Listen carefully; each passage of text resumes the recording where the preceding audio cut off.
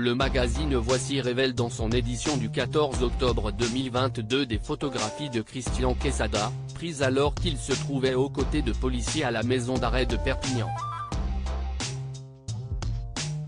Si est-il là qu'il se trouve incarcéré depuis le 26 septembre dernier pour manquement aux obligations de sa libération conditionnelle obtenue en mars 2021, a été condamné à une peine de prison d'1 mois ce jeudi 6 octobre. L'ancien champion des 12 coups de midi, tombé pour détention d'images pédopornographiques, qui vivait reclus dans le sud, avait été condamné à 3 ans de prison pour détention et diffusion d'images pédopornographiques et corruption de mineurs. Christian Quesada, 58 ans, avait changé de style, pour mieux passer inaperçu certainement, portant une barbe épaisse et les cheveux longs. Désormais à la prison de Perpignan, l'ancien champion du jeu de TF1 les 12 coups de midi a fait une apparition rasée et plus arrondie, les mains menottées. Bientôt de nouveau libéré ?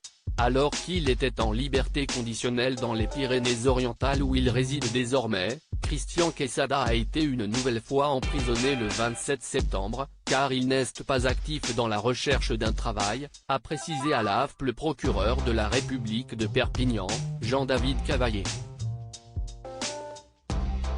Après 1 mois à la prison de Perpignan, il devrait sortir le 27 octobre, ou avant car il peut bénéficier d'une réduction de peine, a précisé le procureur, à l'issue de sa présentation jeudi devant un juge d'application des peines.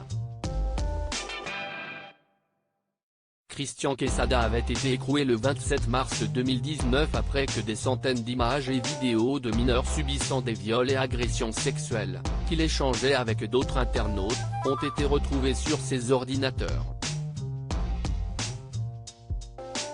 En avril 2020, il avait été condamné à 3 ans de prison par le tribunal correctionnel de Bourg-en-Bresse pour corruption de mineurs, détention et diffusion d'images pédopornographiques.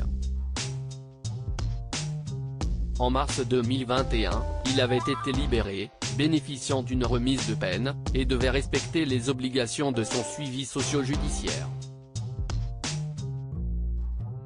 L'affaire Quesada avait éclaté avec la plainte d'une jeune fille mineure qui expliquait avoir dialogué sur Internet avec un homme se faisant passer pour un garçon qui lui demandait de lui envoyer des photos d'elle dévêtue, et lui faisant des propositions ouvertement sexuelles. Surnommé le professeur, Christian Quesada avait marqué les téléspectateurs en enchaînant près de 200 participations à l'émission Les 12 coups de midi présentée par Jean-Luc Reichmann, 6 mois durant. Cela lui avait permis d'empocher 800 000 € de gains.